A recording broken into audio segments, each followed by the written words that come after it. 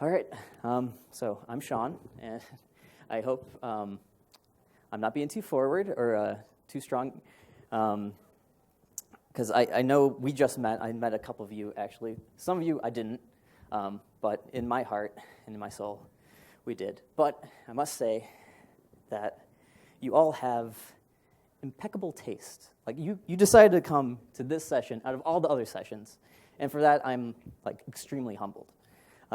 So my present to you is actually this whole thing, this whole presentation. It's all for you. And you know why?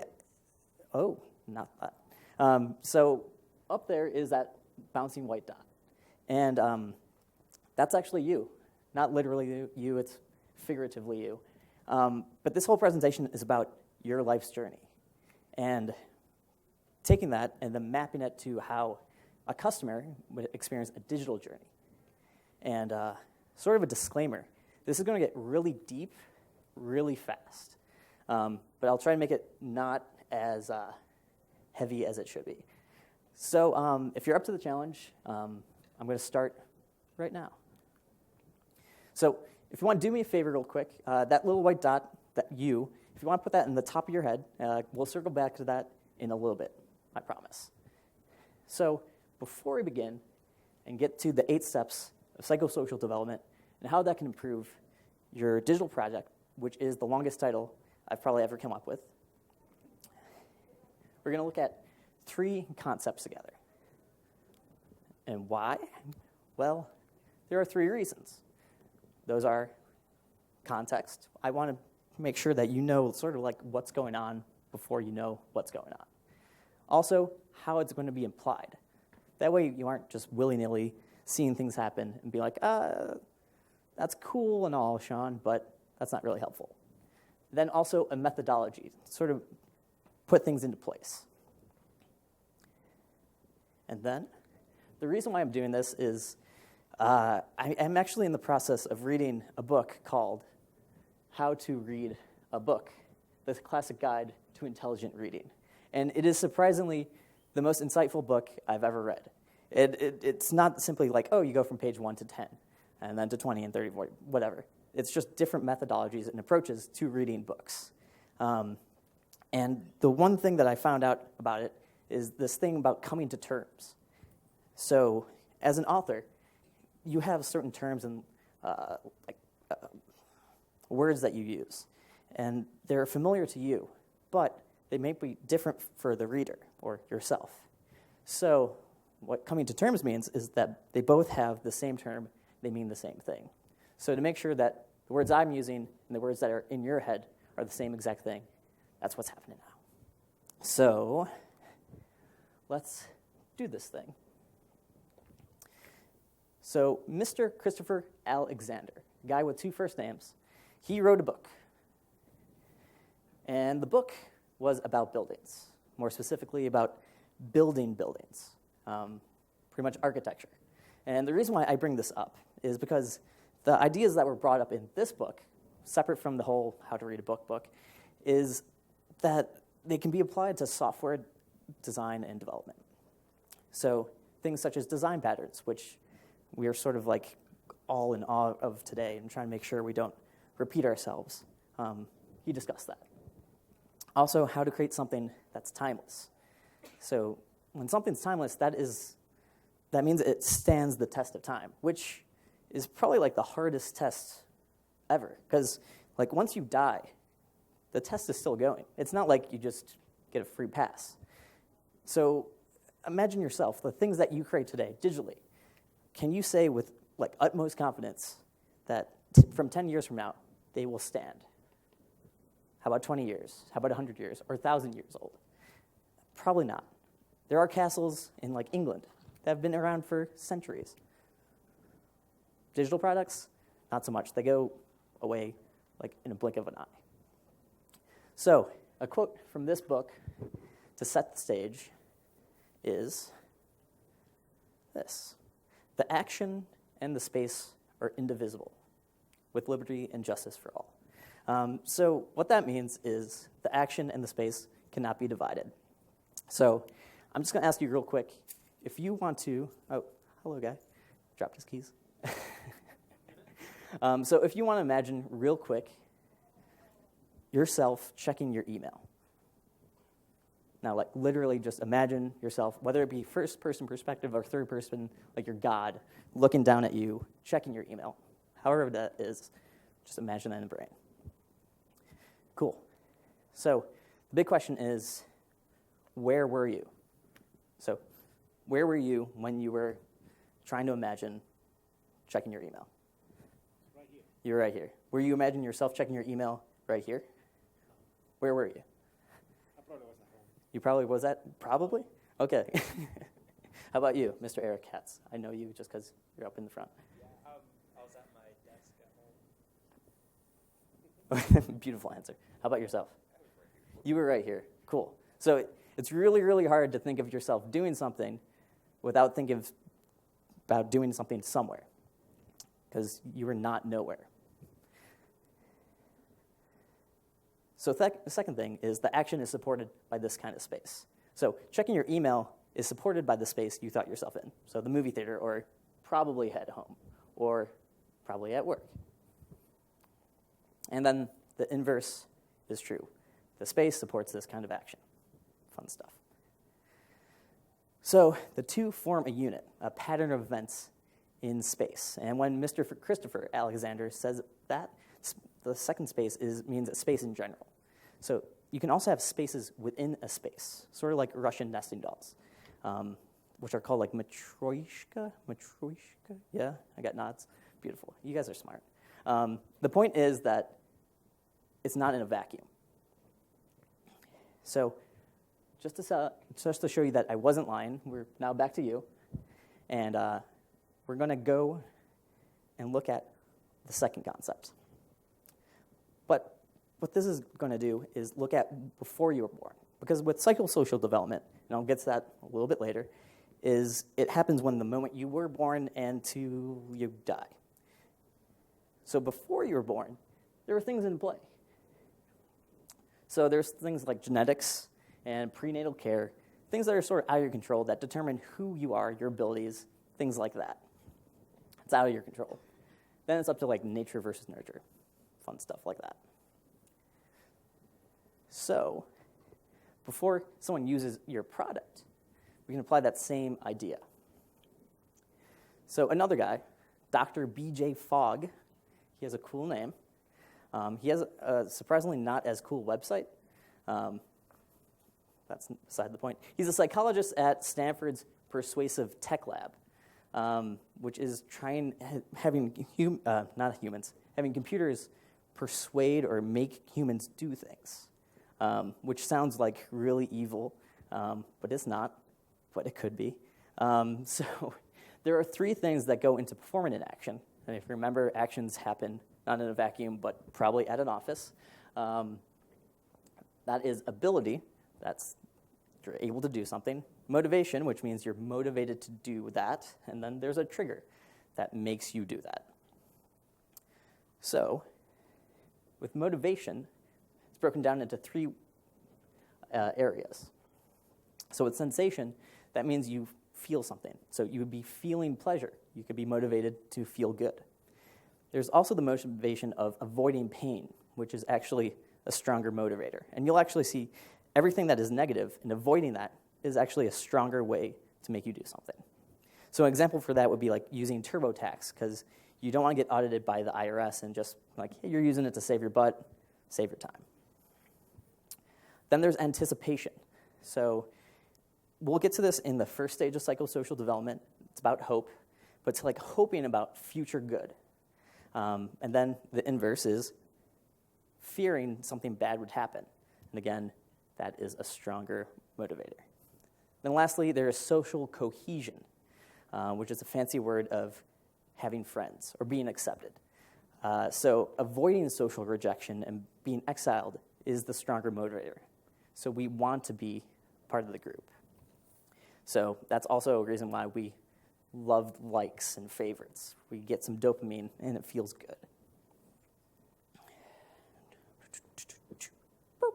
Then there are triggers. There's three of those too. There's lots of three things. With facilitator, how that works is, let's say you are motivated, but you perceive a lack of ability. So you're motivated to do your taxes, but you don't think you have the ability to do your taxes on your own. Well, TurboTax steps in and is like, hey, I'm a facilitator. Don't worry about it. If you take the action and buy this program, your life will be easier.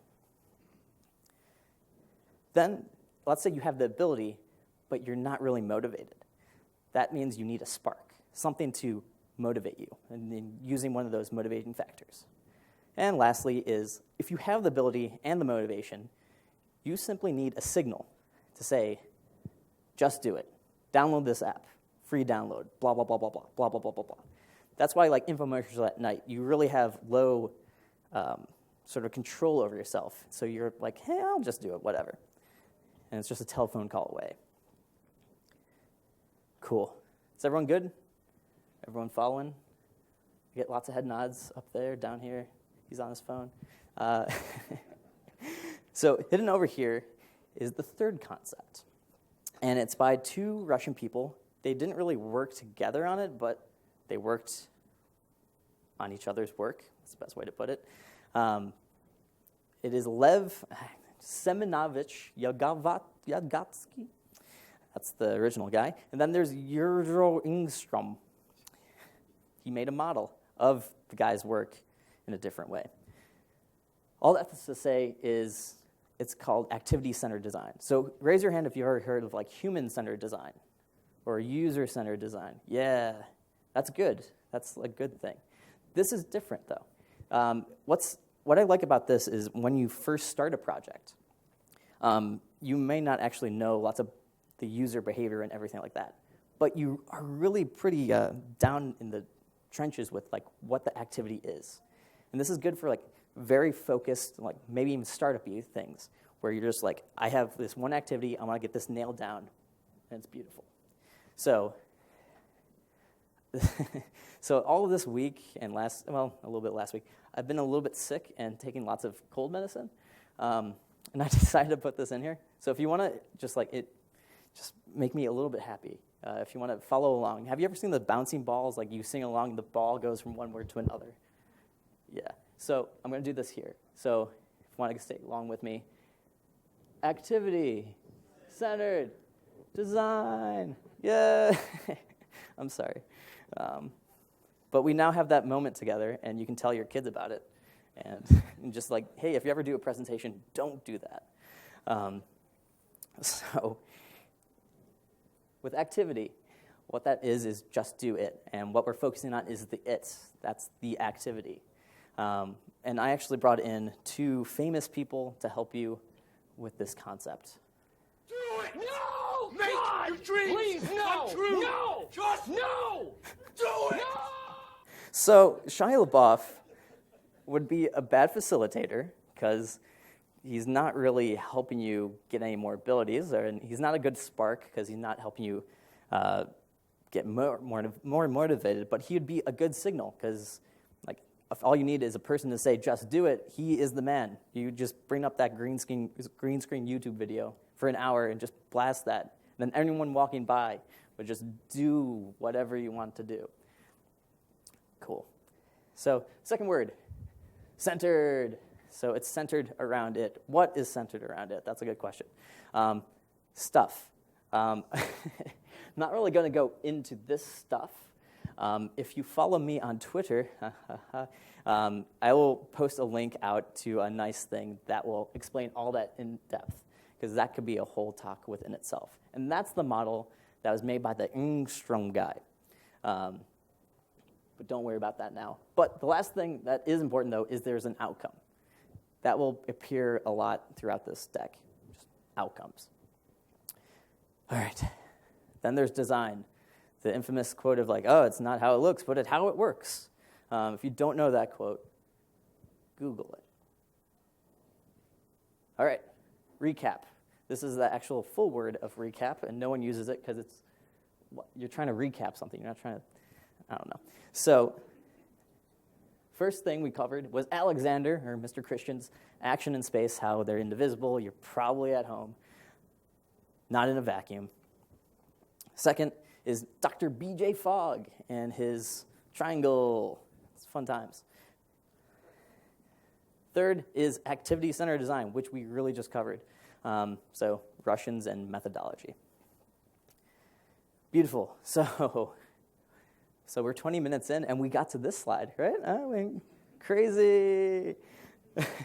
That's what coming to terms is. You want to make sure we both are on the same page. Otherwise, I could be lightning speed ahead of you, and then you're just over here like, I missed the first 1 minute, and I'm lost.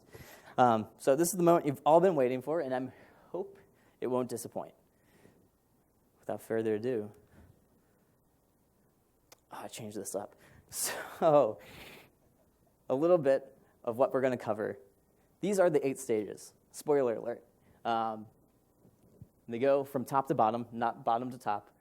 That would be sort of cool if you would just come out of the womb just like a really old man, Benjamin Button style. And on the right, if you see that, that is pretty much the years of your life. And there are sort of like general guidelines. So if you've ever been on the highway and you notice like the mile markers, and if you haven't, there are mile markers on the highway telling you like what part of the highway you're on. It's not just like, oh, I'm between like IKEA and the IHOP. No, it tells you sort of where you are. That's what those are. So you could be in the infancy stage of psychosocial development until you were dead. That doesn't necessarily mean like as soon as you turn 1, you're like, oh, you graduated, life is good.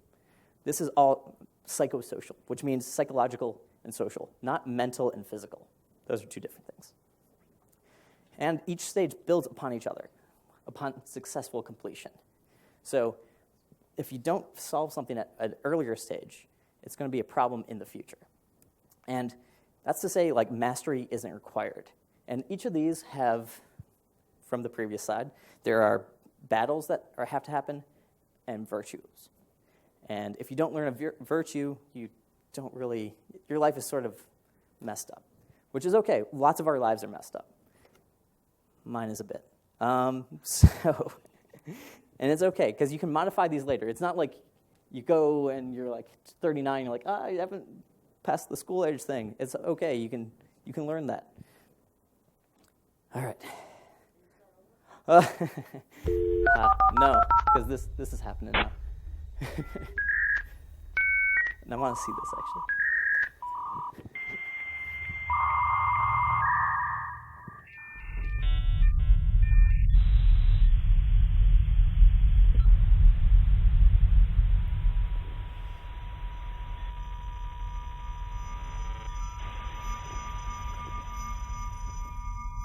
So this is where the part, I ask you to take the red pill or the blue pill.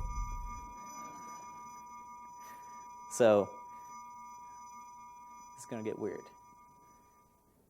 Happy birthday! This is actually like your first day of birth. Like today was the day you were born. Not even 1 day old, and no pressure. But everything you do from this point forward determines the path of your whole life. So do your thing. So that coin is just to symbolize, like, there's 2 choices, like 2 forks in the road every time you go through one of these stages. The first one being infancy. So the same is true for the digital realm. You can start off with the prenatal care that's like marketing and things, like roughly about, let's say, TurboTax. I can just keep bringing that up. But you haven't actually used it. Infancy would be like, hey, you just started using it today. And with infancy, the battle that you face is trust versus mistrust. And that is a huge one. So let's say if you come up to me, or actually I come up to you and say, hey, can you lend me $5? I'll pay you back tomorrow. You should probably just run away. Like, you don't know me at all. Why would you give me any kind of money? And with the battles, what's sort of cool is it's not like trust wins and mistrust loses. Like, it's simply like a sort of a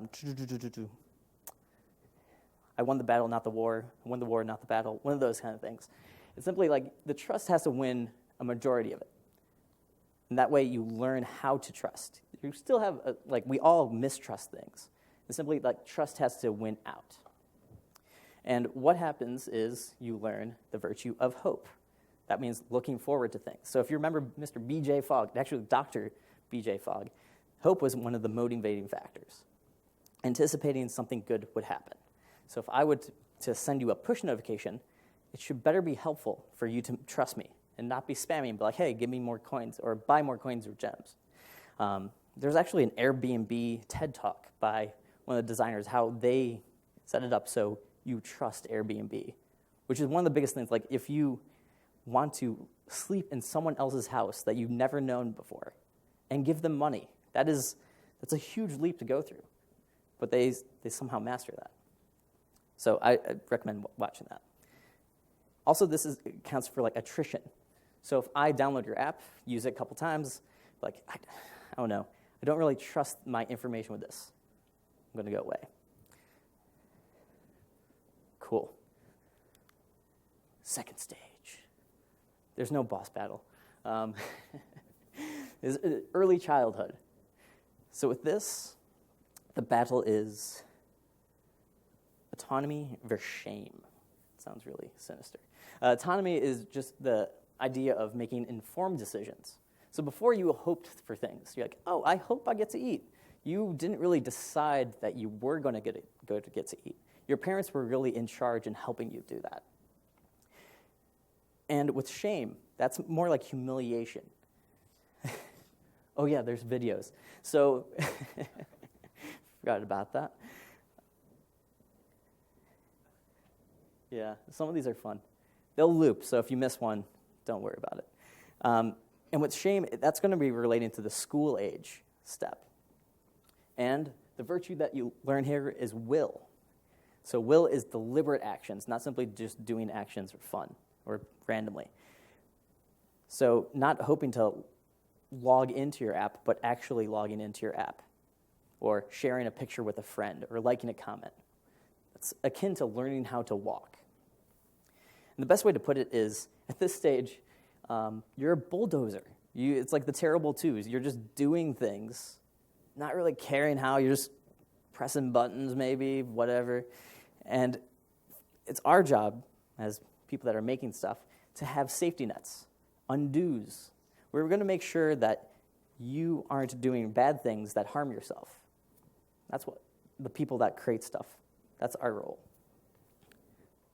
Next is preschool age. You don't necessarily have to go to preschool, but that is the age. So if Will was a bulldozer, really messy, really forced, there's initiative versus guilt. So initiative is taking Will one step further. It's not wanting to do something, but how to do something. So you can assess the situation and then start an action. And that goes back to all the action activity related talk I said earlier. So you have an idea of posting a photo. You then take that action, not bulldozing through, not like accidentally uploading your tax forms, but actually doing the right thing. And then with guilt, it's the feeling of like you're doing something wrong. When you're a bulldozer, you didn't really feel that. You felt shame, but you didn't really understand it because like you just haven't experienced that emotion yet. Shame the non-believer.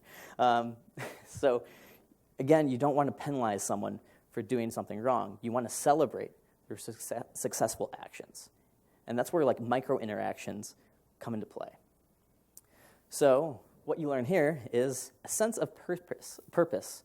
So up until this point, you really didn't need to exist. You were just a consumer. You didn't really give anything out. It was more like an intrinsic value. Like, oh, that's a cute baby, stuff like that. But you didn't promote anything for the world. So give us a reason to use the app. I'm sorry, I'm bad with kids. You're useless. So after bulldozing, people can realize like, oh, your app sucks, I'm gone. Next, time for school. My mom always woke me up by coming in the room and saying, time for school, Shawnee. Well, she's like a little Irish lady, and then she just starts clapping, and she wouldn't stop clapping until I got up.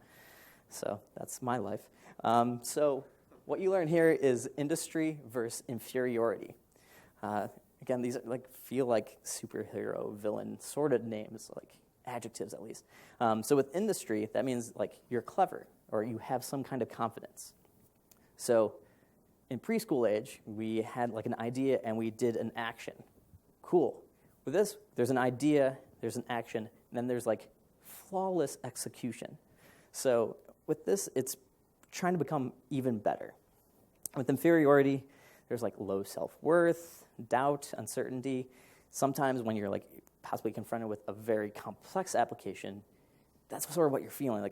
I can't even bulldoze. Even if I do that, just I don't know what to, I feel dumb using this. And the thing that you learn here is competency. And we want to make sure that when people use our stuff, it's not without a life jacket. We want to give them a hand and help them complete the action successfully. And with competency, it's pretty much being competent. So with that, it's actually broken down into 4, not 3, but 4 sections. Dun, dun, dun, dun.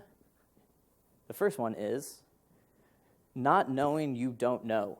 These people are the worst. If you're that person, I'm sorry. You simply don't know you don't know. You do things thinking that you know something, but it's wrong. Sort of sad. Second one is knowing you don't know. These people are cool. They know, I'm not sure what I'm doing, but I might not ask for help. Awesome. Do that. Third set of people, they know they know. Pretty cool. They aren't trying to show off. They simply oh yeah, I know that. Beautiful. Then the fourth one is not knowing you know. That's subconscious, unconscious things. That's where it's really hard, if you're in that category, to explain to anybody what you're doing. You're simply doing it. Cool. Next, the coolest one of all, adolescence. Why? I don't know, because life gets weird. So it's a culmination of all the virtues that you've had, battles you've won, all the weird hormones going on. It's weird, man. When I was in this stage, just more about my life than I ever want to share during a public presentation. I had blue and blonde, spiked up hair. And I wore, really baggy everything, and I skateboarded. It was cool times. So, yeah. So with this, you're battling ego identity versus role confusion. And then that sounds really philosophical, and it sort of is. But ego identity is simply your opinions on things. So from a branding perspective, if I like your app, it could be my way of saying hey, I use Instagram. And then that helps shape my identity as a person. It also helps, comes a sense of belonging. So that goes back to I always say that, doctor. He's a doctor. Dr. Fogg's motivation of social cohesion, where it's hey, you want to be accepted. With role confusion, it's just who am I? I don't know. Am I a person that uses Sketch, or am I a person that uses Photoshop, or all these clicks? I'm a Linux dude. I don't know. So it's your worldviews versus other people's. And it gets really complicated really fast, and you have to deal with tough questions. And then the thing that you sort of learn about is fidelity. And what the hell does that mean? That's faithfulness to your app or anything. So at this point in time, we're questioning ourselves and what we like and what happens. And it may come to a point where my worldviews just don't align with what you're doing. It's not you, it's me. That kind of line. So I'm just going to use a different kind of app that does the same kind of actions, but sort of differently. And that's okay. It's not your fault. It is simply the person growing and learning. Cool. So this one is not as fun. Early adulthood. It sort of is, but not really. With this, you learn intimacy versus isolation. Yeah, hot and heavy. So with intimacy, that means it's friendships. Not necessarily intimate. But it's different from caring, which we'll get to in adulthood. And I didn't learn, until I did this presentation, did all this research, I thought caring and love was like one of the same. It's like replaceable. They are completely different things. At this point, though, like an app is like a daily part of your life. You wake up, you're like, oh, I check my Twitter feed, check Instagram, blah, blah, blah, blah, blah. You possibly could be a part of like user groups or communities that support this. Or if you want a meetup group, such as columbuswebgroup.com, something like that. Here's a plug. Then there's isolation. That is, well, you want to be alone. So if you remember in adolescence, where social cohesion, you want to be accepted, this is the opposite thing of that. That means you don't want to be with people. And that's sort of crazy, right? But there's two other motivating factors to do something.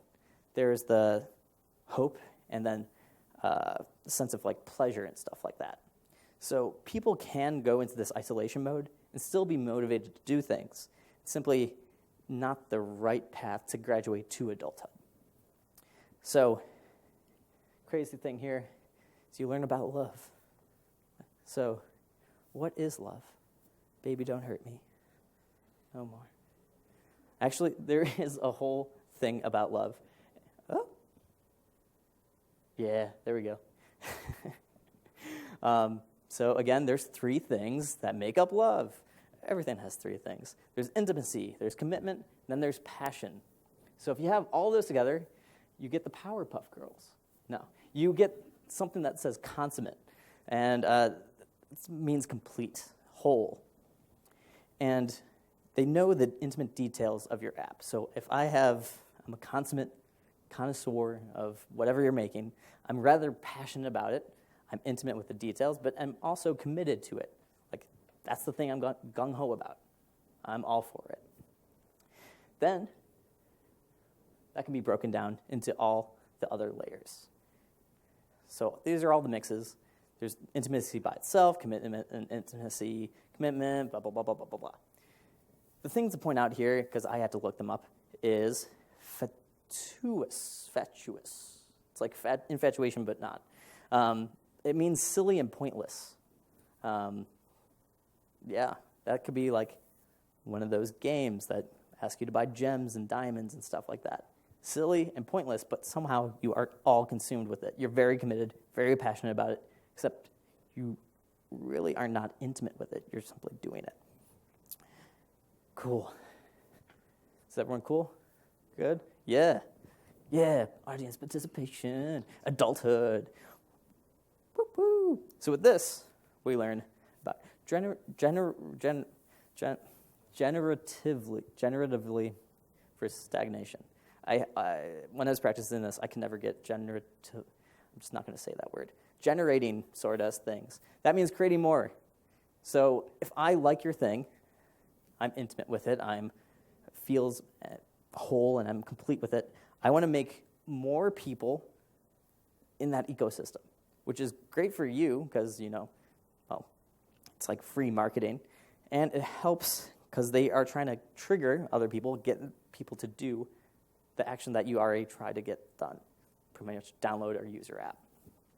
Then there's stagnation, which is complacency. Like, everything's cool. Don't really have to go out of my way. I'm not really promoting anything. Life is fine. They're hoarders. It's all right. That's their life. But they aren't really helping contribute to the world. And this is where we learn about caring. So caring it's nice to be cared for. Gotta say that. But to care about someone means that you're worrying about them, you're giving them attention, you have grief, you're like accepting what's happening in their life, and it's like applied to you, and you're feeling those emotions in some kind of like sympathetic way, and you're just like burdened, which being cared for, awesome. Caring about something, it sort of exposes you, which is great because you're trying to evolve, become a better human being, but it is not the same as love. And with that, I like to point out, like, caring about something is like sort of like being a sports fan. You care about the Browns or the Bengals. That's the same way that can apply to us. Like, I'm going to say we're geeks, nerds, something like that. We like technology, but like doodads. So you can be geeky about Apple, Tesla, Facebook, Google, Microsoft, And you sort of you care about their future. You care about what they make because you use it and you care about what other people think about you, even though you try not to think about that. And you want the social cohesion thing, you want to be accepted, and all layered upon layers upon layers. So that's that. Next is maturity. That means you're about to die. No, not really. You are all very good people that are not going to die today, hopefully. But we are going to get heavy here because this is where you learn ego integrity versus despair. And these are some hardcore questions that you, at the end of your life, or not the end of your life, but further down the road, you ask yourself and then you sort of reflect on everything that you've done.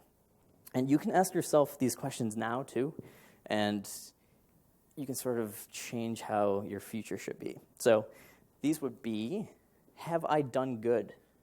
So have you been honest and strong and have moral principles? You were not corrupt or pirate any software or something like that. You haven't done any kind of wrongdoings. You aren't regretful. Second question, there's 3 of these. Has my life been worth living? That's a bombshell. You don't bring that up in the dinner table. It's like, yeah, how was your day? Oh, it was pretty good. Has your life been worth living? No, that's also not a good first date question. Third one would be, has my time been well spent?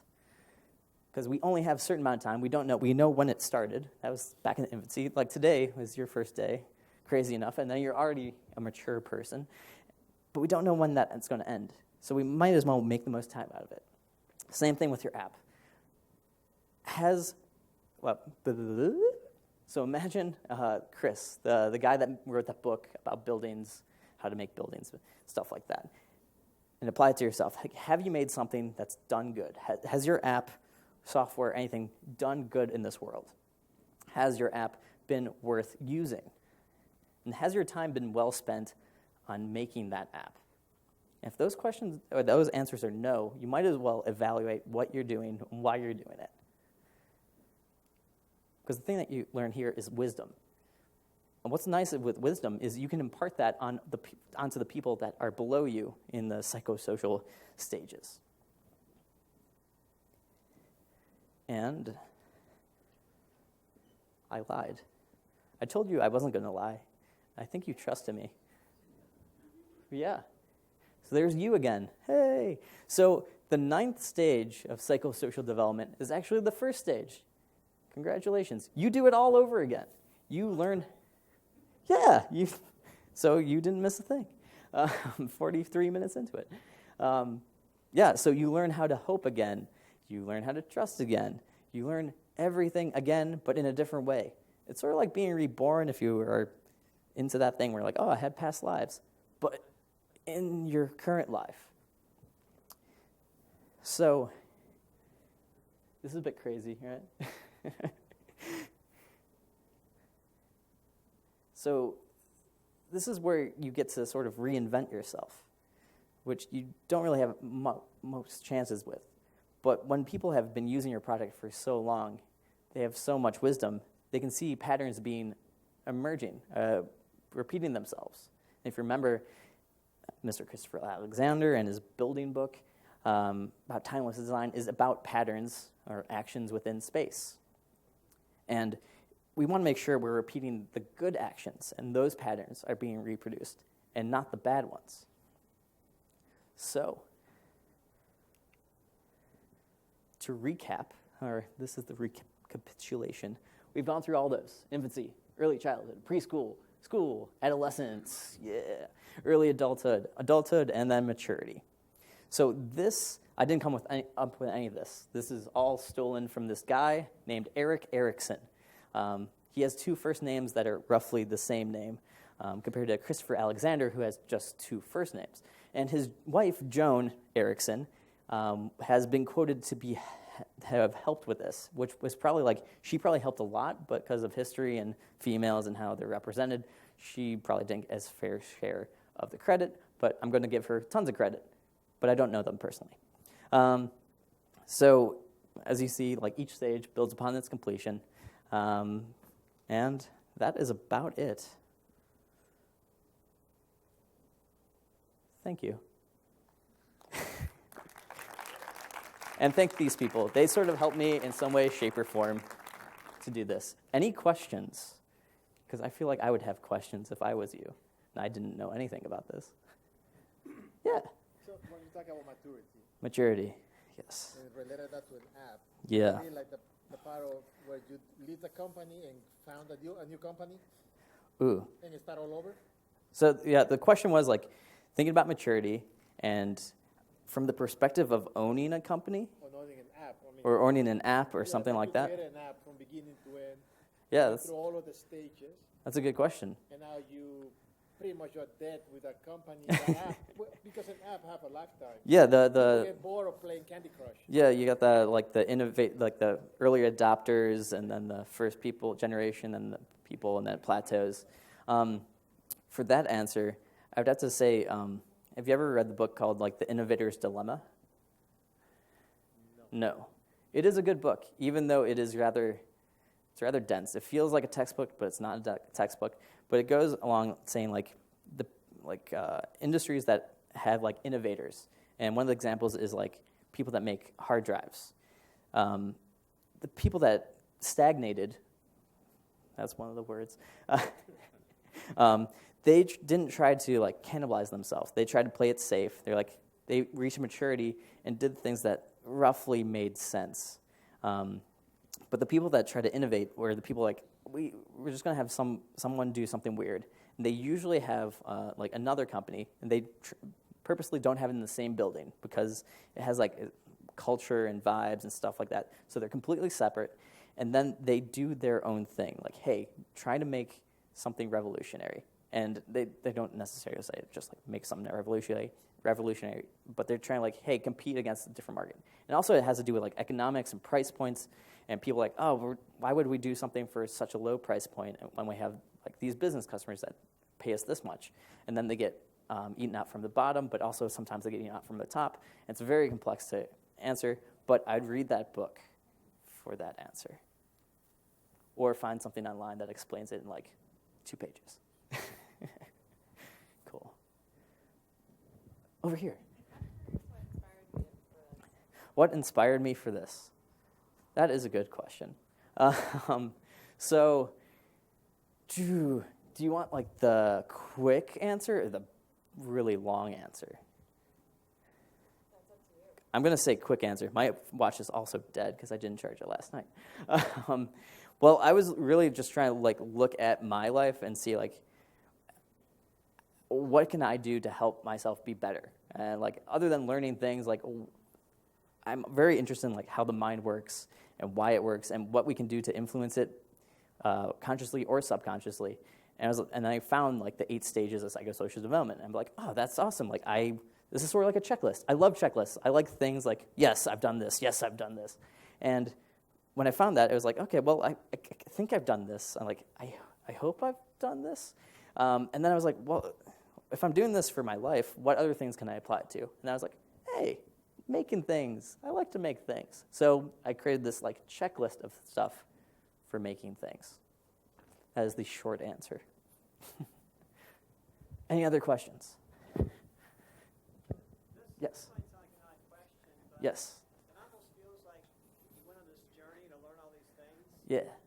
And I just kind of wonder, how did you begin to map it to application development? Because it seems like that's kind of a weak connection. Is it kind of like there's a parallel there, but Yeah.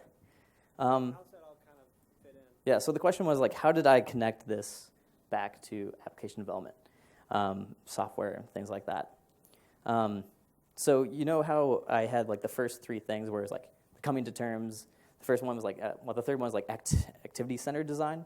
So I found out about that because I was like, I've heard about user-centered design. I've heard about human-centered design. What other kind of designs can be centered around something?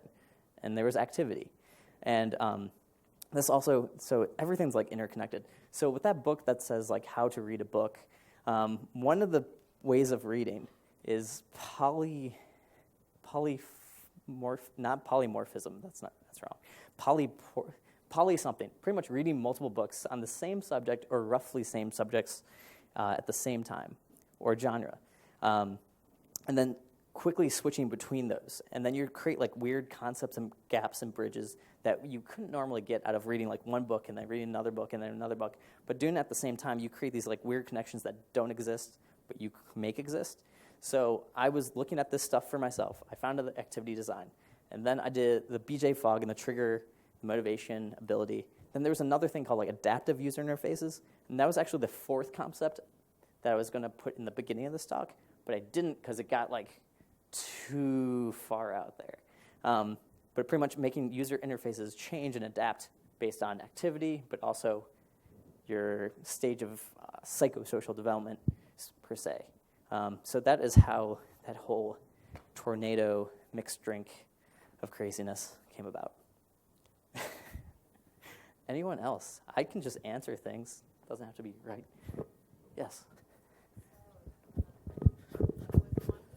Where you are in this exploration and finding, parallels between, what seems to me like a product development and psychosocial development. Yeah. I know it's a cliche thing to ask, I guess, but what about you? What about not me? in your life or anything, but in this, thesis exploration. Yeah. I would say I'm firmly in that whole early adulthood phase where you're like learning to love. What is love? That whole thing. Yeah. And how do you see, adulthood and maturity for this? It'd be easier to go back to the early childhood when you are just a bulldozer, just doing things. Like that, it feels like that's like going to Disney World and just like having all the candy in the world and just going and having fun. It seems really nice. You don't really have lots of responsibilities, but it's not really rewarding. So balancing all that out and like, yes, it sort of sucks to grow older, like all these responsibilities, all these like caring. What the hell? Like I thought caring was a good thing, but no, you have like grief and agony and just sort of bad thoughts. Even though you are giving good vibrations out, you are having these like internal bad vibrations, but they're for a good thing. I don't know, man. Wait, what? Like you said that you're at early adulthood. Yeah. This, if I may call it like this thesis of yours. And Oh, okay. I was wondering, what does, Oh, you're getting like meta. I guess. Okay. I would say I'd be in that early childhood phase where I'm just bulldozing. Yeah. Anyone else? How do you tell which stage something is in, like an application or a user? How would you tell? Is there a way to tell? The best way to tell is with all of those stages, there are like specific questions that if you answer yes or no to, you determinately like say like, oh, I'm at that stage. Or like, oh, I said no to this. Obviously, I'm not that stage. So I didn't put those explicitly up there, but if you do a quick Google search, you will find those 8 questions. Anybody else? Can I just pick up on what you just said? I think for something like product development, you, in my opinion, that is, you keep going through those stages. I think, and once you find yourself, early childhood, etc., then you think it matures up, then you come up, something changes in the world. And then you do like iterations, and you go back to that circle thing. Circle of life, man. It's interesting. I was on a project that started in 1994. That's still going on now? Well, what's interesting is it was actually the first ever capability of our company to download images to the desktop. Okay. And I hired a co-op to do it because no one believed it could be done. And Okay. that system was finally shut down in 2014. And I'm just thinking that it went through a lot of these phases through this because it was intimacy, people got excited about it, it rapidly grew, it became mature, people relied on it, it began to become out of date. Some faithful people kept holding on to it, and finally it died off when it didn't work anymore when Windows 7 came out. Which killed it. That's That's crazy. Yeah, that is a long life, though, for something that is digital. Because I know like some like if you have like a Next computer, there's like people online, like they help each other. Like it is, for the most part, dead, but there are those small communities, those wisdom, like, oh, I know exactly what to do. Talk to this person, blah, blah, blah. So it's pretty interesting that way, too. Again, my watch is dead. Anyone else have questions? Or just comments? You can just say things. Good job. Thank you. Thank you so much. And you don't have to hear me talk again unless you want to come up to me and talk to me. Or come to Columbus Web Group. Our next event is May 19th. And it's with Travis McCleary of Netflix. And it's about rapid prototyping. And it should be awesome. Thank you so much.